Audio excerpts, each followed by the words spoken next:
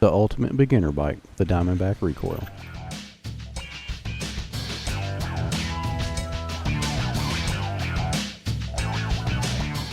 The last 3 months or so, I have ridden the Recoil a little over 100 miles. Overall, I am very impressed with the bike given its price point. It does have some minor flaws, which I'll discuss later in the video. Still, I would consider this bike to be the ultimate beginner full suspension mountain bike. I've ridden on roads, on greenways,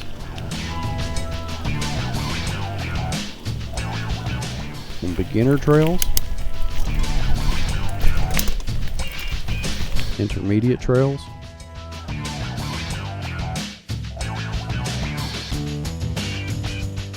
some short sections of double black diamond,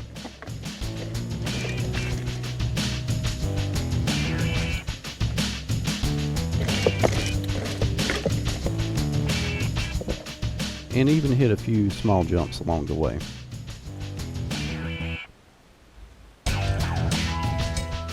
So let's start with the good things. Starting up front, we have the House brand grips, 685mm handlebars, and a 70mm stem.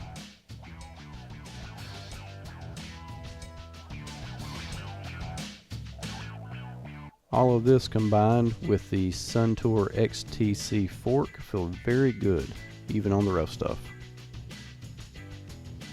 At first, I was unimpressed with the 2.2 Kenda Honey Badger tire. However, the more I rode them, I found them to be an outstanding tire for an entry-level bike. Even with 100 miles on them, they show little to no wear.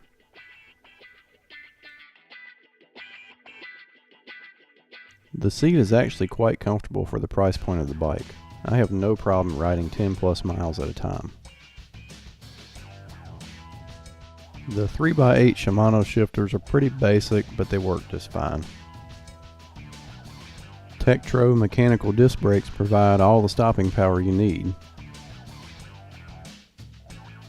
along with a 180mm rotor in the front and 160mm in the rear.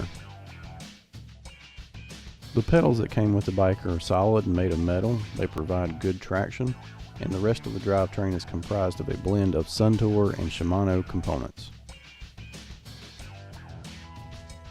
Now that we've covered the good, let's talk about the bad. Let's start with the rear shock. To be clear, for the average beginner rider, this shock will work just fine. However, if you plan on riding anything more than beginner trails, I would suggest you upgrade the rear shock, unless you don't mind hearing this or this.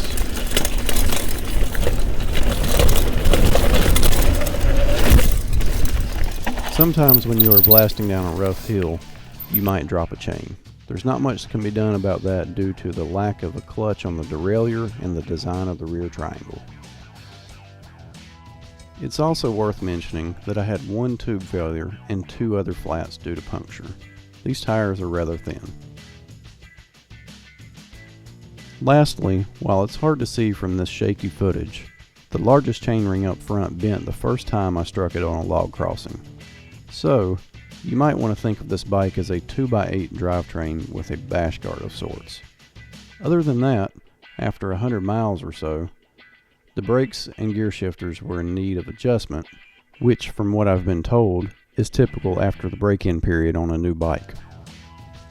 Overall, despite some of its shortcomings, I think the Recoil is the ultimate beginner full suspension mountain bike for someone on a budget. Chances are, the first bike you buy will not be exactly what you want and or need. Buying something like this is a cheap way to get you rolling without breaking the bank. With a few upgrades, this bike can be made into a very capable XC mountain bike. Speaking of upgrades, make sure to subscribe and tap that bell so you will be notified when I post my top 5 Recoil upgrades video. Thanks for watching.